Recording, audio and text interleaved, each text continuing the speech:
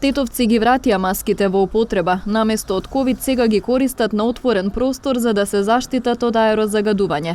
Непријатниот мирис во воздухот најинтензивно се чувствуваше утрово, по вчерашниот голем пожар во поранешната фабрика Македонија Табак. Граѓаните се жалат на пецкање на очите и гребење во грлото. Родителите во дилема дали да ги испратат децата на училиште. Лекарите препорачуваат да се избегнува престој на отворено или да се носат заштитни маски. Доктор Радко Давидовски вели дека иако официјалните анализи на квалитетот на амбиенталниот воздух покажуваат дека параметрите се малку зголемени, сепак при горењето на кровната конструкција се испуштаат и други штетни материи. Параметрите за аерозагадување на амбиентниот воздух се мирни, меѓутоа фактичката состојба што ни покажува? Ни покажува еден непријатен мирис, надразнувачки, кој предизвикува кашлање, иритација на очите, и самиот тој непријатен мирис е загрозување на јавното здравје. Ова ме подсетува на емисии од топилница. Предпоставка е моја дека таму има никел. Значи, кровната конструкција гореше никел, пластика, не зборуваме за тие материите од стиропорот, туку од кровната конструкција и мирисот ме потсеќа на мирис на заварување. А при заварувањето настанува баш онај карактеристичен поради никелот. Никелот таму си во моја предпоставка. Иначе со пластиката има и кадмиум, има нормално олово, има железот, најбитни се од јавно здравствен аспект, никелот, кадмиумот, оловот, иако и другите не се за занемарување. Најверојатно реакција настанала хемиска меѓу никелот и јаглен моноксидот и потоа се создава оксиди се ствараат кои даваат ваков карактеристичен мирис.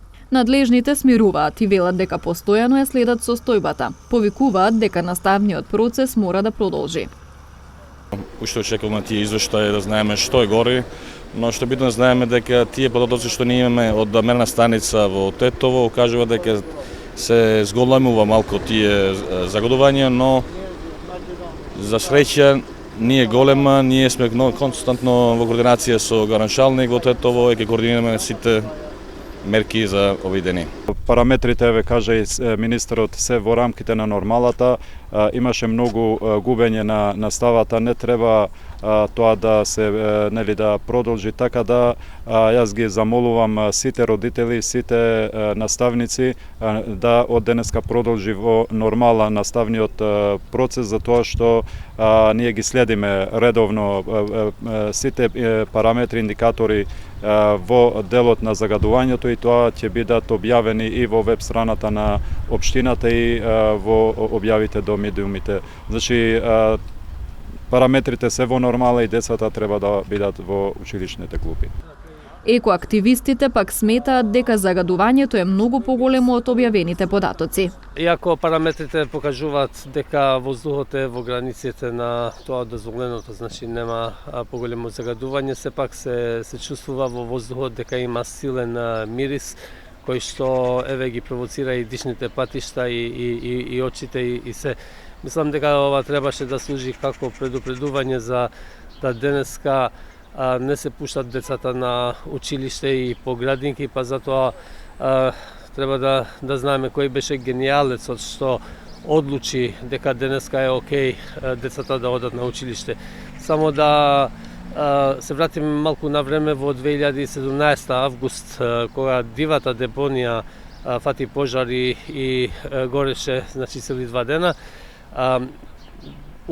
Беше значи у август, кога загадувањето од нормалните 20-30 што беше се покачи на 700-600 и така натака. Значи не знам сега дали параметрите покажуваат ниско поради тоа што загадувањето е многу високо, а може да се види и со голо око, или дали има некој проблем, пошто вчера цел ден мерните станици не дава информации за загадувањето на Тетово. Пожарот во просториите кои сега ги користи приватна компанија е ставен под контрола. Со пламените јазици пожарникарите се бореа повеќе од 10 часа, а останаа да дежураат во текот на ноќта и денеска. Се чека полициски увид за да се утврди материјалната штета. Според сопственикот изгореле 3 хали во кои имало суровини за производство на градежен материјал.